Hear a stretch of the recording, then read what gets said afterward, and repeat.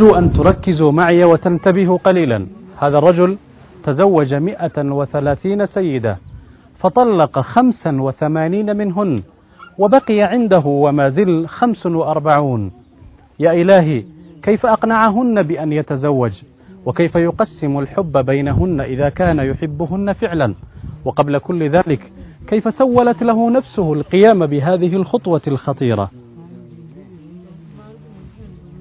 يصفونه في مجتمعه في بلدة مغوري غربي كينيا بالخطير. إنه أكوكو دينجر في 90 من عمره، وقد تزوج حتى الآن أكثر من 130 امرأة. هذا الكرسي أعد له خصيصا لرعاية اجتماع عائلي يحضره بعض أبنائه وبعض زوجاته، وقد درجت العادة أن تصافحه آخر الزوجات. هذه زوجتي الأخيرة، لقد تزوجتها عام 97. الزوجة الكبرى مريضة، يأتيها أكوكو بنفسه ليطمئن عليها. وهذه هي زوجتي الثانية، لقد تزوجتها عام 43 من القرن الماضي.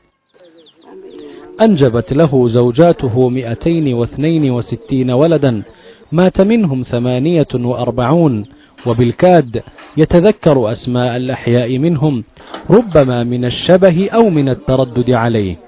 أما الزوجات فهن على الأغلب عنده أرقام، سواء من فارقنا الحياة أو من ما زلنا على ذمته. من رقم 1 إلى 10 مات منهن 3، ومن رقم 11 إلى 20 مات منهن 2، ومن 21 إلى 30 مات منهن 7. هل تحبهن جميعا؟ وإذا كنت تحبهن جميعا، كيف تقسم الحب بينهن؟ اللواتي لا يحبونني طلقتهن، أما اللواتي يحبونني وأحبهم هم الذي بقوا معي حتى الآن.